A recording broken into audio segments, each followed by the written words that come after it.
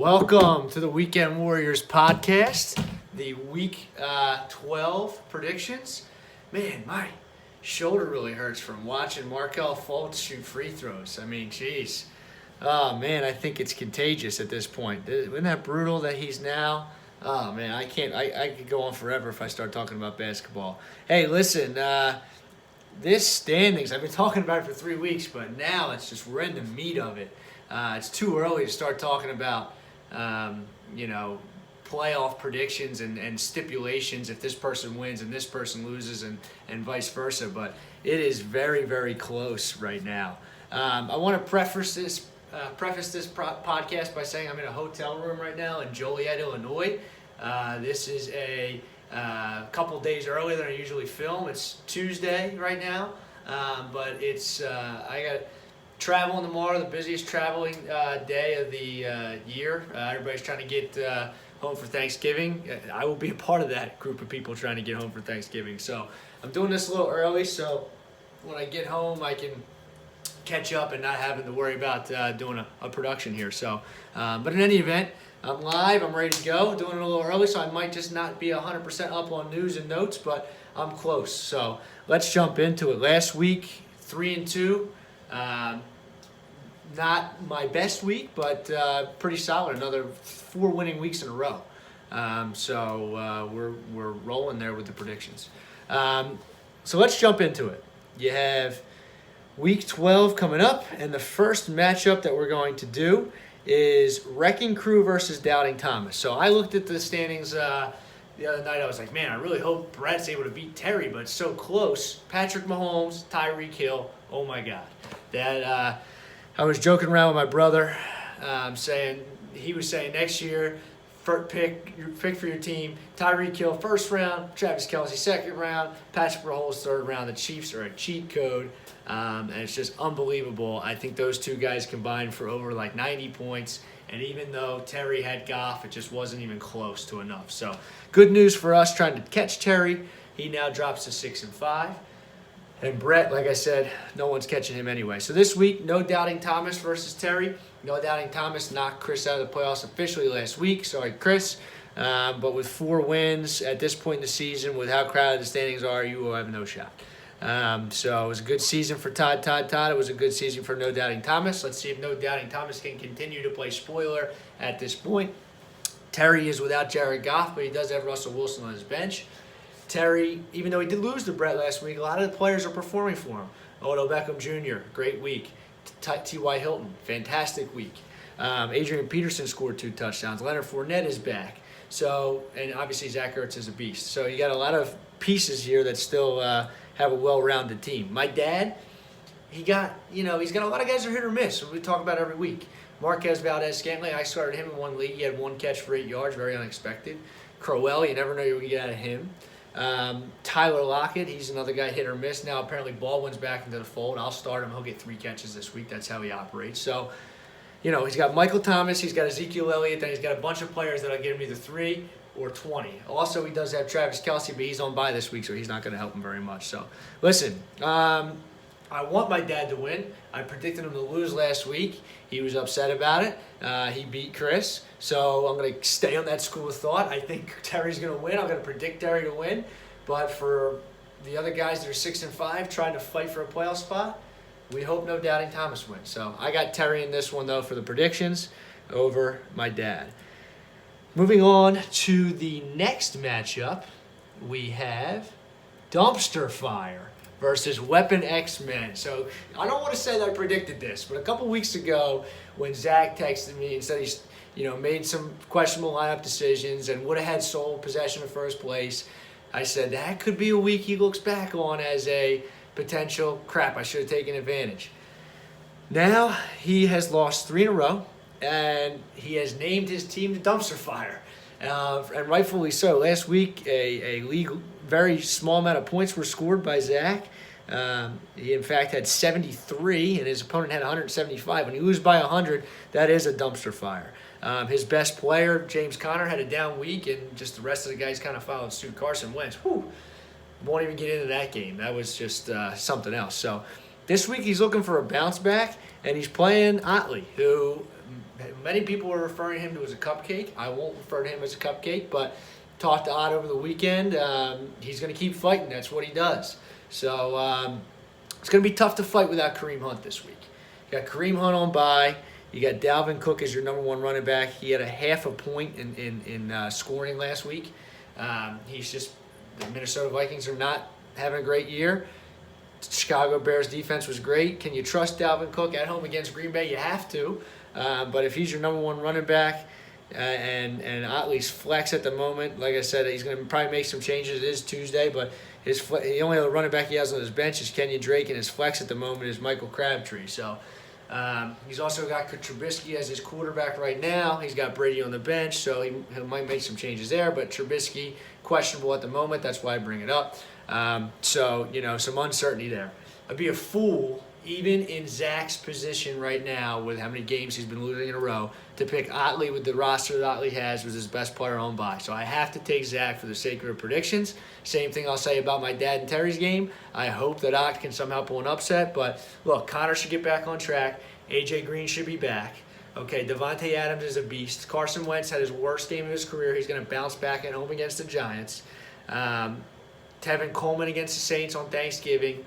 Great matchups for Zach. I'm not going to say that his team is fully back, but this week right now against Terry is looking good, and he needs a win. This week against Otley looks very good, and Zach needs a win just as badly as anybody in this league right now. So I'm going to predict the dumpster fire to right the ship here in Week 12. Moving on to the next matchup, we have we have Balls Deepest versus Eating W's. Big matchup here in Week 12. Pearson and I were both happy that Brett was able to pull out the victory last week, but Pearson, also somebody else who just needs to win right now, was on a little bit of a slide, and now he finds himself at 6-5. Not a lot of points scored on the year, a good amount of points scored on the year, but not enough that he can feel safe at this point. So he needs a huge win this week against Brett. Playing him at the right week, Pearson. Pearson has been getting a little bit of some luck, we'll call it, with the schedule. This week he's missing Tyreek Hill and Patrick Mahomes. If you can play a week that you play Brett, this is the week you want to play. Unfortunately, he has Andrew Luck, who's probably been a top 5 quarterback. He just hasn't cracked his lineup because Mahomes is number 1. So he's still got Andrew Luck. Alvin Kamara, another great. You're playing against Atlanta and you're a running back and you're Alvin Kamara. He could have 3-4 touchdowns. 100 yards. The only thing Pearson's got to hope is they just get up, they hand the ball to Ingram or somebody else, behind him. But Kamara should have a good week. You also got Julio, who all of a sudden hadn't scored a touchdown in, 18, 19 games. Now he's got 3 in a row against the Saints. He could have this 200-yard performance. So, yes, no Tyreek Hill, no Mahomes. I want to say no problem, but let's shift over to Pearson's team before I jump to conclusions. Pearson has Cam Newton. Had a tough week last week. It seemed like on paper with the Carolina losing, but he still threw for 3 touchdowns and over 300 yards. So Cam has been just a model of consistency all season. Keenan Allen's getting back into doing Keenan Allen things. Started the season slow. Now he's playing really well. Jarvis Landry, he's a crapshoot. Edelman's been good. David Johnson's been better. Joe Mixon has the Browns at home. Pearson has good matchups. I really think that Pearson, like I've been saying all year, I think I said this early, and I think I've been right. He doesn't have a lot of firepower. When David Johnson's your number 1, he'll give you that 16, 18 points, but he's not going to give you the 40 that Tyreek Hill is going to give you.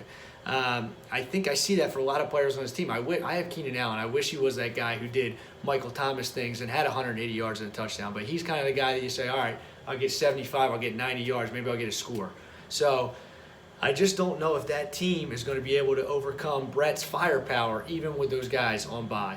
So, look, it's a yellow brick road right now for Brett with the players that he has, like I just mentioned, the Julio, the Kamara, the Mahomes, the Tyreek Hill. These guys are ticking time bombs that could go off any week, and they have been going off every week. So, as long as he's got this team, yellow brick road for him to win the championship, but you never know. Get in and then see what happens. So I'm going to take Eating W's here.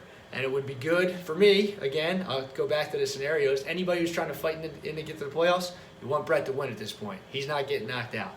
So Balls Deepest, he needs to pull an upset. It's going to be a tough one here for him this week. I got Eating W's. Moving on to the matchup of the week, and it is for good reason. Jake is back in this section again. Rolls Royce versus D's Nuts. Man, I was wrong about Kevin's team about midway through the season when I said he didn't have enough running backs. You shipped Kareem Hunt away, received Devonta Freeman out for the year. 3 names that no one thought would be, top 15 options at the beginning of the season. Aaron Jones, Phillip Lindsay, and Kerryon Johnson. Now, Kerryon Johnson's a little banged up, but he should be week to week. He might not have him this week, but, he should get him back pretty quickly. You combine those, guys that are producing with the wide receivers that Kevin has, Antonio Brown, Adam Thielen, and now Allen Robinson, plus Drew Brees, who, in my opinion, is the MVP. I know Mahomes is doing Mahomes things, but Drew Brees and the Saints are just the way they're clicking right now. I give it to Drew Brees. So, really good squad here for D's Nuts at this point in the year, and he's primed to make it back to the playoffs. That being said, Jake also 7-4, killed me last week. Absolutely demolished me. I think I had like 6 guys going at 1 o'clock. He had 3 guys going at 1 o'clock. He had like 5 touchdowns, a couple from Saquon, a couple from Mike Evans, 1 from Hopkins. And I think I had 1 between the guys I had. So Jake's got a great team. He's got Lamar Jackson in his Tuesday. God knows if we'll keep him in, but he's a guy who just ran for 100 yards. Could be a game breaker at quarterback. He's also got Roethlisberger and Cousins on his bench. That's the one position that just has a little bit of wavering. You don't know who's going to start every week. But like I said, Mike Evans, DeAndre Hopkins, Tyler Boyd's been good all year. Saquon Barkley, Mark Ingram, a lot of good players on this team. And this is just a really big week. The loser of this game is going to go to 7-5. Both of these teams have the potential to make the playoffs. But both of these teams, look, you need at least 8 wins and a lot of points to make it in.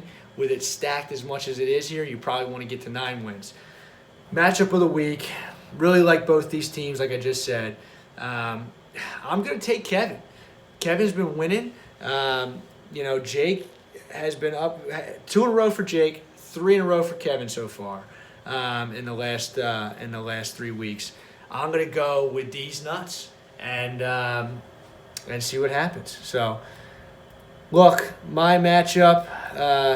Keep saying that I'm teetering on the fringe of being knocked out, and I certainly am at this point. The Ryan Fitzpatrick experience is now over. I had him in last week. He got benched middle of the week. I'm going to try and go with a strategy, not have a quarterback that might get benched midweek this week. So we'll see what happens. But talking about Pearson playing people at the right time, I'm playing Chris at the right time. He does not have Todd Gurley. First week all year, by the way. I think he had single-digit points last night, 9.5 points. So he's not going to have him.